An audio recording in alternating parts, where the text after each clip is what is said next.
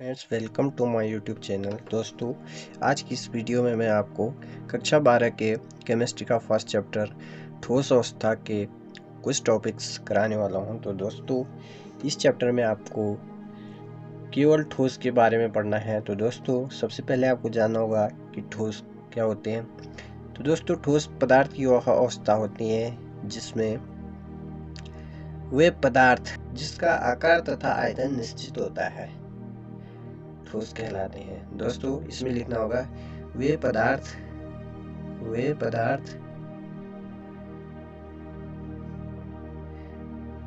जिनका आकार तथा आयतन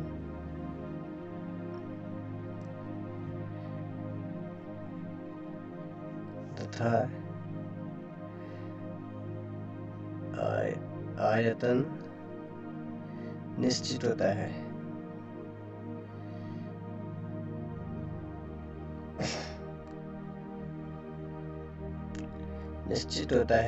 ठोस कहलाते हैं।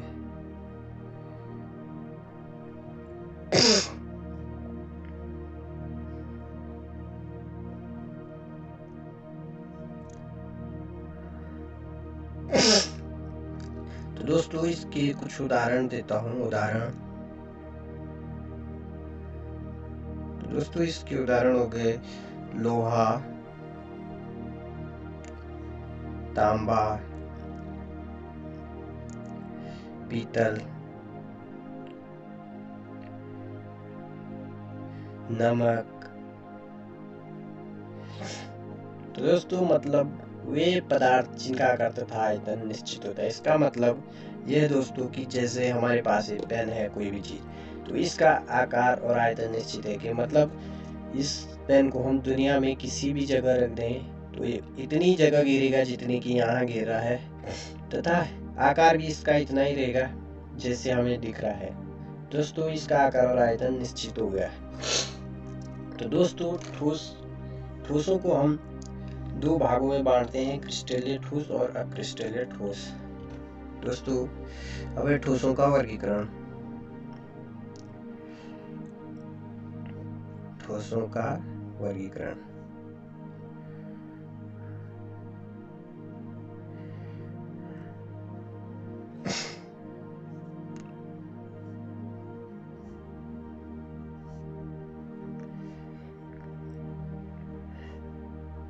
तो दोस्तों, ठोसों को हम दो भागों में बांटते हैं।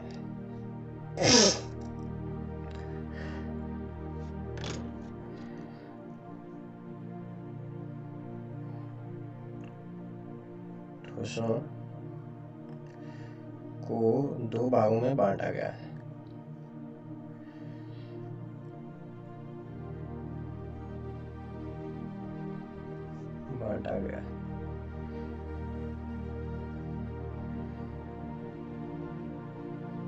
तो दोस्तों, वो दो भाग हैं, क्रिस्टलीय ठोस और अक्रिस्टलीय ठोस। दोस्तों, नंबर 1 हो गया क्रिस्टलीय ठोस,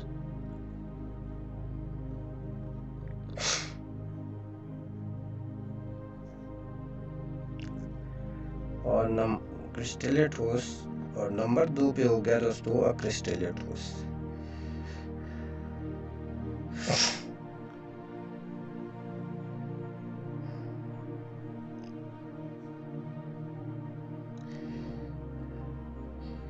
तो दोस्तों, आपको तो ये तो पता ही होगा कि प्रत्येक कोई भी पदार्थ अवयवी कणों से मिलकर बना होता है। तो वो अवयवी कण क्या हो सकते हैं? अवयवी कण या तो परमाणु होगा, या फिर अणु होगा, और या फिर आयन। तो दोस्तों, क्रिस्टलीय ठोस, तो सबसे पहले है क्रिस्टलीय ठोस।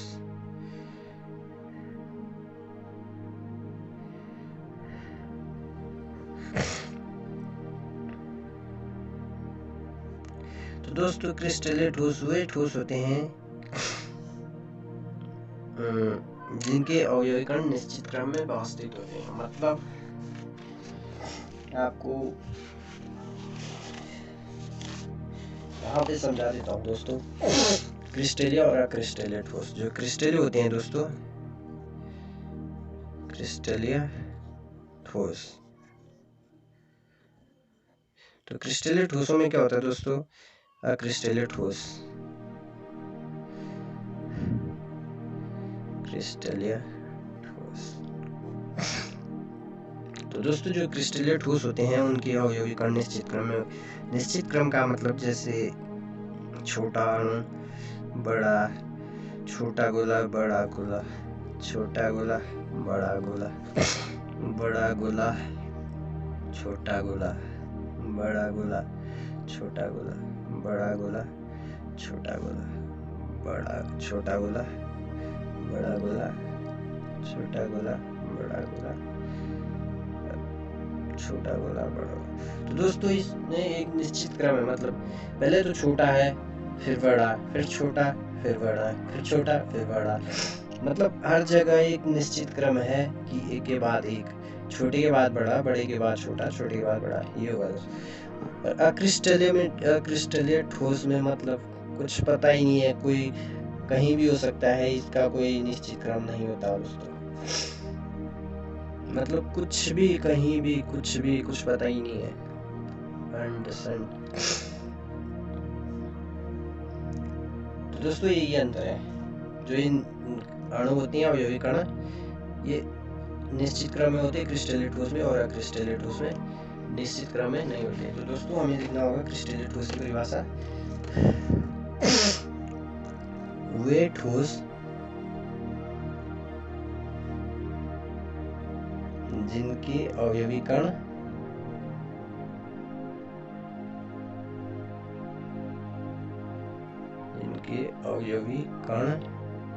अवयवी कण क्या होते हैं दोस्तों? परमाणु, अणु या आयन।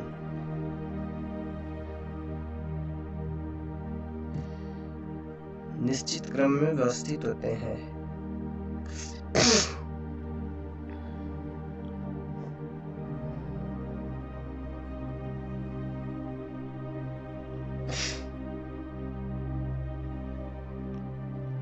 निश्चित क्रम में व्यवस्थित होते हैं, क्रिस्टलीय ठोस कहलाते हैं।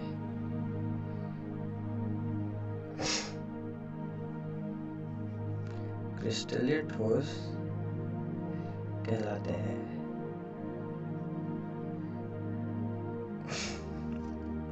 तो दोस्तों इन्हें हम वास्तविक ठोस भी कहते हैं, क्योंकि इनकी ये निश्चित क्रम में होते हैं, और जो इनमें मतलब द्रव्यों के भांति कोई भी गुण नहीं होता है जिससे वे विस्तृत हो सके।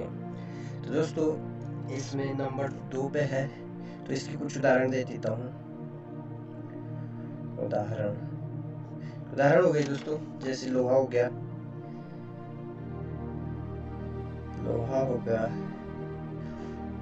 लोहे को दोस्तों आयरन बोलते हैं, या फिर तांबा हो गया है जिसे कॉपर बोलते हैं, Cu। और दोस्तों अब लिखते हैं क्रिस्टलीय ठोस। सॉरी दोस्तों, अब दोस्तों अब है हमारे पास क्रिस्टलीय ठोस।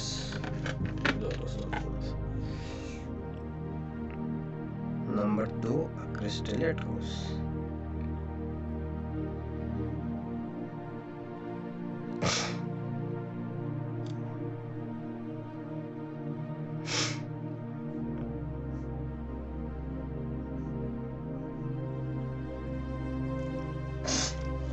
दोस्तों इसका उल्टा हो जाएगा, वे ठोस जिनके अवयवी कण निश्चित क्रम में व्यवस्थित नहीं होते। दोस्तों वे ठोस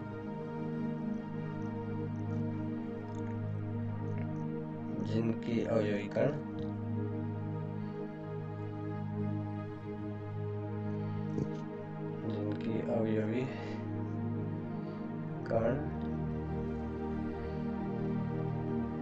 परमाणु, अणु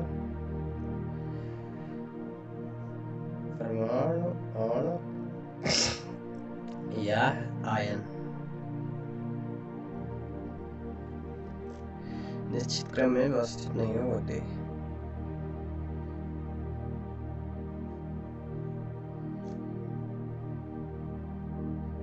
क्रम में व्यवस्थित नहीं होते।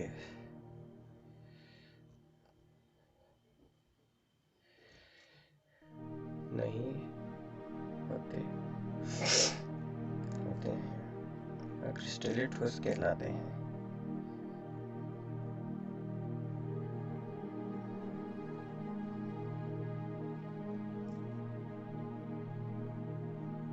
क्रिस्टलीय ठोस कहलाते हैं।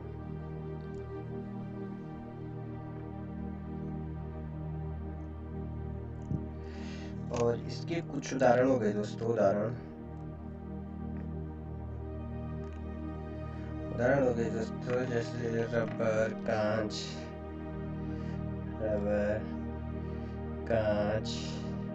प्लास्टिक,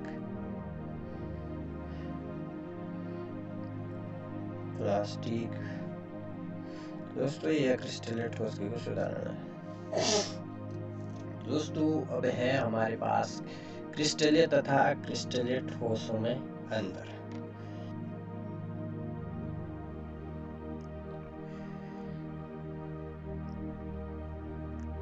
क्रिस्टलीय तथा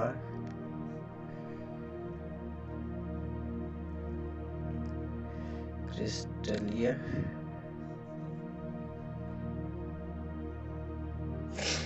ठोसों में अंतर।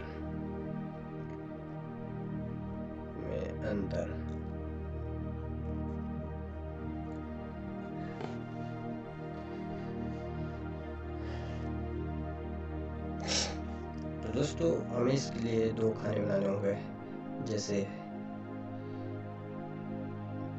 क्रिस्टलीय ठोस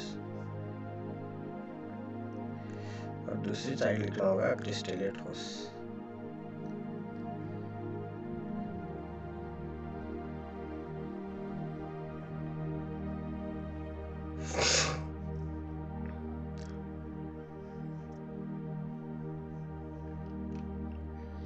दोस्तों जो क्रिस्टलीय ठोस की ज्यामिति होती है वो एक निश्चित क्रम में होती है। तो मतलब हमें लिखना होगा इनकी ज्यामिति निश्चित होगी और इनकी जो ज्यामिति है वो निश्चित नहीं होती है। तो दोस्तों आपको मैंने पहले बताया था ये एक निश्चित क्रम में व्यवस्थित होते हैं, ये अनिश्चित क्रम में व्यवस्थित होते हैं। तो दोस्तों यहाँ पे लिखना होगा फर्स्ट पॉइंट, इनकी ज्यामिति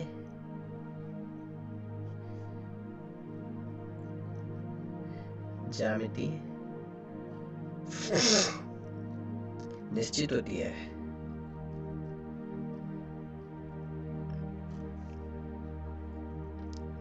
इनकी जो ज्यामिति होती है दोस्तों निश्चित होती है और जो इनकी अनिश्चित होती है, तो लिखना होगा इनकी ज्यामिति अनिश्चित होती है या निश्चित नहीं होती है, अनिश्चित होती है।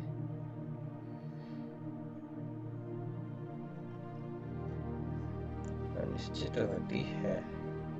तो दोस्तों सेकेंड पॉइंट क्या लिखना होगा, जो इनका गलनांक होता है दोस्तों ना, जैसे हम किसी रबर को जलाएंगे तो इनके लिए मतलब टेम्परेचर अलग अलग चाहिए, मतलब इनके लिए तो एक ही टेम्परेचर, जो क्रिस्टलीय ठोस होते हैं वो तो एक ही उनके लिए उनका जो गलनांक होता है वो निश्चित होता है और जो इनका गलनांक होता है वो निश्चित होता है। मतलब गलाने के लिए जो टेम्परेचर की जरूरत है इनके लिए तो निश्चित क्रम में होगी और जो इनके लिए वो निश्चित क्रम में होगी। तो दोस्तों यहाँ पे लिखना होगा इनका गलनांक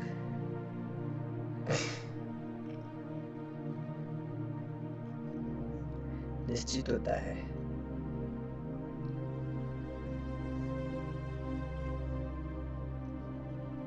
और जो इनका गलनांक होगा दोस्तों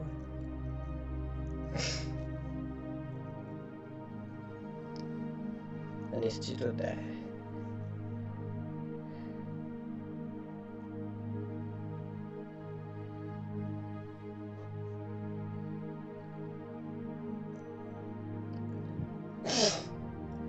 और दोस्तों थर्ड पॉइंट होगा जो इनकी गलन उष्मा है दोस्तों, ये भी निश्चित होगी। गलनांक निश्चित है तो गलन उष्मा भी निश्चित ही होगी। तो दोस्तों हमें लिखना होगा, थर्ड पॉइंट लिखना होगा, नंबर थर्ड पॉइंट लिखना होगा दोस्तों, इनका गलनांक गलन उष्मा दोस्तों गलनउज़्मा निश्चित होती है। गलनउज़्मा निश्चित होती है।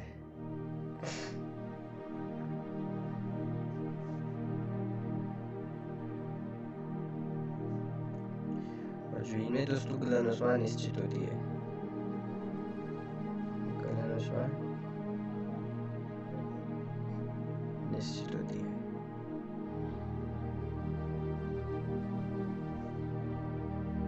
निश्चित होती है।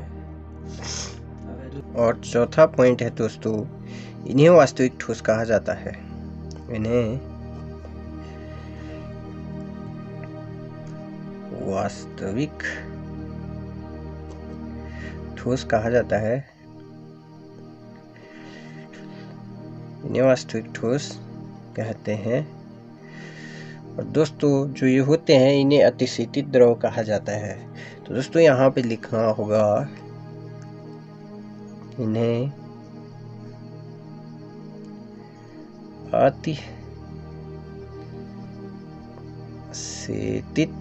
अतिशीतित द्रव कहा जाता है। दोस्तों इन्हें अतिशीतित द्रव इसलिए कहा जाता है क्योंकि इनमें द्रव के भांति बहने का गुण होता है मतलब। और दोस्तों पांचवा पॉइंट लिखना होगा संपीड्यता का गुण। तो दोस्तों आपको पता ही होगा कि संपीड्यता का कौन सा गुण होता है। दोस्तों इसमें मतलब जो ये होते हैं दबा नहीं सकते, मतलब जैसे ये असंपीड़ित होते हैं क्योंकि हम इसे दबा नहीं सकते, जैसे हम लोहे को नहीं दबा सकते। तो इनमें लिखना होगा दोस्तों इनमें ये असंपीड़ित होते हैं। दोस्तों ये असंपीड्य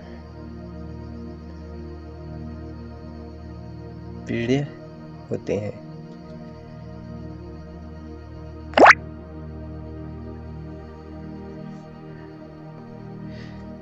दोस्तों और ये संपीड़ित होते हैं, ये संपीड्य होते हैं या असंपीड़ित होते हैं, ये संपीड़ित होते हैं।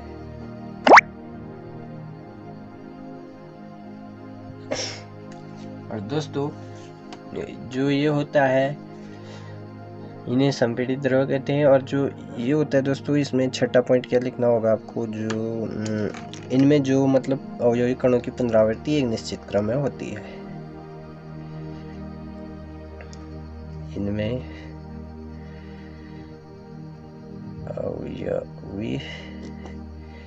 अवयवी दोस्तों आपको दिखाई अवयवी कणों की पुनरावृत्ति एक निश्चित क्रम में होती है। दोस्तों इनका पहले ही पता लग जाता है कि कौन सा मतलब किसके बाद है। जैसे मतलब मैंने आपको पहले बताया क्रिस्टलीय ठोस और अक्रिस्टलीय ठोस में मतलब निश्चित होते हैं, ये अनिश्चित होते हैं। पुनरावृत्ति एक निश्चित क्रम में होती है। पुनरावृत्ति निश्चित क्रम में होती है।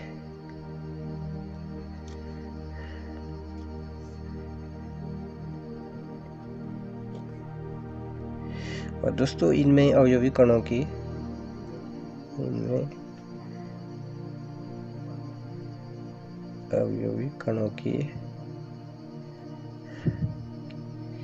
पुनरावृत्ति